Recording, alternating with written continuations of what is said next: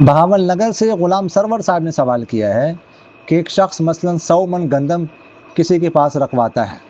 کہ آپ رکھ لیں، اور اسے بات طے کرتا ہے کہ جب گندم کا ریٹ بڑھ جائے گا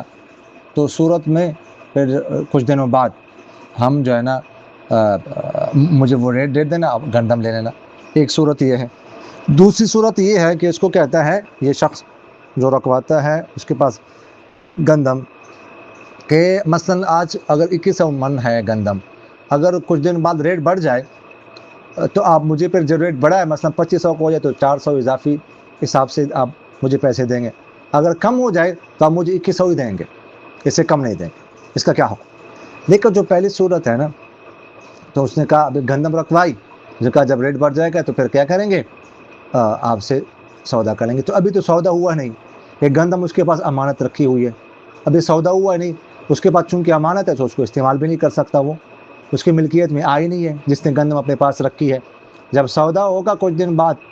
ٹھیک ہے، اس وقت پھر سودا سمار ہوگا، پھر جس نے اپنے پاس گندم رکھی ہے وہ مالک ہوگا، اس کے بعد استعمال کر سکے۔ اب تو اس کے پاس امانت ہے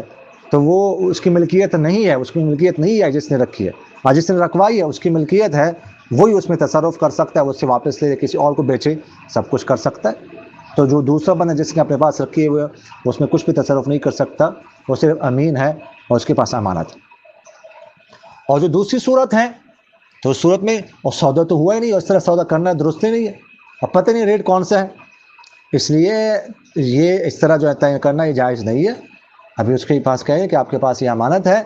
ٹھیک ہے، 1 ہفتے بعد، 2 ہفتے بعد یا 3 ہفتے بعد الگ سے ہم سودا کریں گے، اس وقت جو ریٹ ہوگا، ریٹ بڑھ گیا یا کم ہو گیا، اس حساب سے پھر سودا ہوگا، تو اس حساب سے پھر لین دین ہوگا۔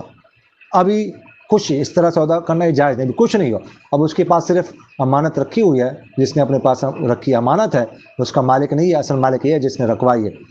تو یہی اس میں تصرف کر سکتا ہے، کسی اور کو بیچے، وہاں سے لے کھائیں، کچھ بھی کریں۔ جس کے پاس رکھی ہے اس کے پاس صرف امانت ہے، اس میں کسی قسم کا کوئی تصرف وغیرہ نہیں کر سکتا۔ جزاکم اللہ خیر۔